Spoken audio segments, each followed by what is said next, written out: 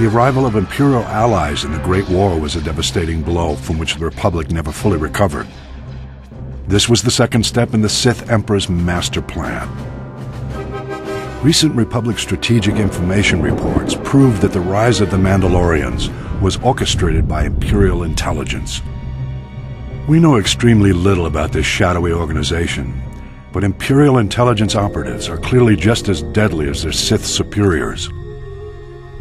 The galaxy's criminal networks wavered endlessly during the Great War, debating whether to back the Republic or the Empire.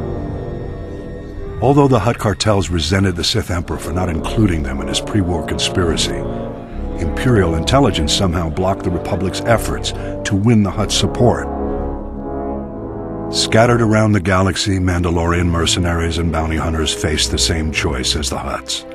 Some signed on with the Empire, but most remained independent. Imperial diplomats made repeated attempts to recruit the galaxy's most infamous bounty hunters, but were turned down every time. The Empire shifted its tactics. Mandalorian mercenaries and bounty hunters often fought as gladiators for money and glory, a mark of honor in the Mandalorian culture.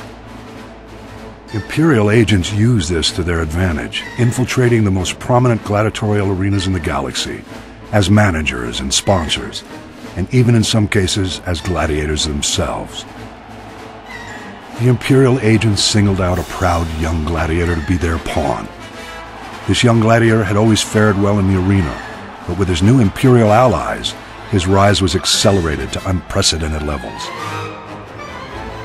Rigging arena fights is not unheard of, but Imperial agents brazenly sabotaged the entire system by drugging their champion's competition.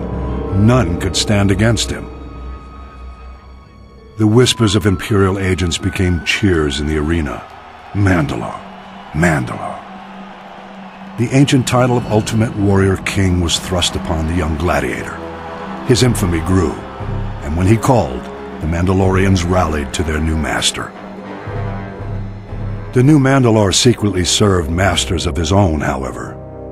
Imperial agents pulled their puppet strings, and the Mandalorian army blockaded the Hydian Way and challenged the Jedi.